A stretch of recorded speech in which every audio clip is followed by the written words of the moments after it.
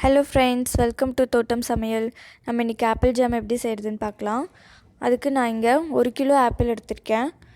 அது இந்த மாதிரி சைஸில் கட் பண்ணி நான் ஒரு பேனில் சேர்த்துக்கிறேன். உங்களுக்கு இன்னும் குட்டி குட்டி பீசஸாக வேணும்னா உங்களுக்கு எப்படி வேணுமோ அந்த மாதிரி கட் பண்ணிக்கோங்க. இது வேகிறதுக்காக நான் 2 கப் தண்ணி சேர்த்துக்க போகிறேன். இப்போது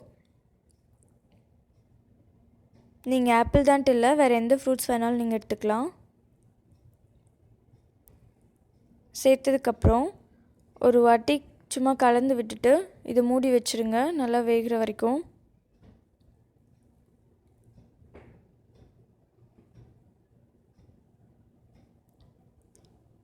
இப்போ எனக்கு இங்கே 15 நிமிஷம் ஆயிருக்கு. நான் அதுக்கப்புறம் ஓப்பன் பண்ணுறேன். இப்போ நல்லா வெந்திருக்கு ஆப்பிள். இது கொஞ்சம் அடி பிடிச்சிடாமல் பார்த்துக்கோங்க. நான் நான்ஸ்டிக் யூஸ் பண்ணுறேன்.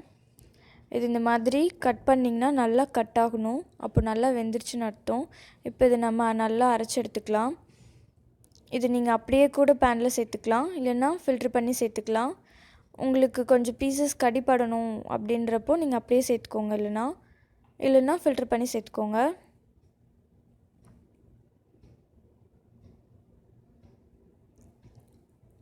நல்லா ஃபில்ட்ரு பண்ணி எல்லா ஆப்பிளும் சேர்த்ததுக்கப்புறம் நம்ம சர்க்கரை சேர்த்துக்கலாம்.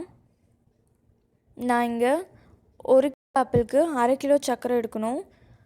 ஆனால் நான் இங்கே ஒரு 3 டேபிள் ஸ்பூன் பக்கமாக தான் எடுத்திருக்கேன். ஏன்னா எனக்கு ஆப்பிளே ஆல்ரெடி ரொம்ப ஸ்வீட்டாக இருக்குது. அதுவும் இல்லாமல் என் குழந்தைக்கு நான் கொடுக்கறதுனால ஸ்வீட் கொஞ்சம் கம்மியாக தான் சேர்த்துக்கிறேன். உங்களுக்கு நல்லா ஸ்வீட்டாக வேணும், இல்லை ஆப்பிள் நல்லா புளிப்பாக இருக்குது அப்படின்னா 1 கிலோவுக்கு 1/2 கிலோ சர்க்கரை எடுத்துக்கோங்க. அப்போ தான் ஜாம் நல்லா டேஸ்ட்டாக இருக்கும். இது நல்லா கலந்து விட்டுட்டே இருங்க, நல்லா திக்காகிற வரைக்கும், அடி பிடிக்காமல். இந்த மாதிரி நல்லா திக்காகணும். நான் உங்களுக்கு எப்படின்னு காமிக்கிறேன். இப்போ நம்ம கொஞ்சமாக எடுத்து பிளேட்டில் வச்சோன்னா அது நீங்கள் சாய்ச்சி பார்த்தீங்கன்னா அது கீழே விழுகக்கூடாது, இல்லை தண்ணி எதுவுமே ட்ராப்ஸ் வரக்கூடாது. அப்போது உங்கள் ஜாம் ரெடி. இப்போது சூப்பரான ஆப்பிள் ஜாம் ரெடி ஆகிடுச்சு. இது உங்கள் வீட்டில் செஞ்சு பார்த்துட்டு எப்படி இருக்குன்னு கமெண்ட் சொல்லுங்கள். வீடியோவை லைக் பண்ணுங்கள். மறக்காமல் தோட்டம் சமையலுக்கு சப்ஸ்கிரைப் பண்ணுங்கள். Thank you.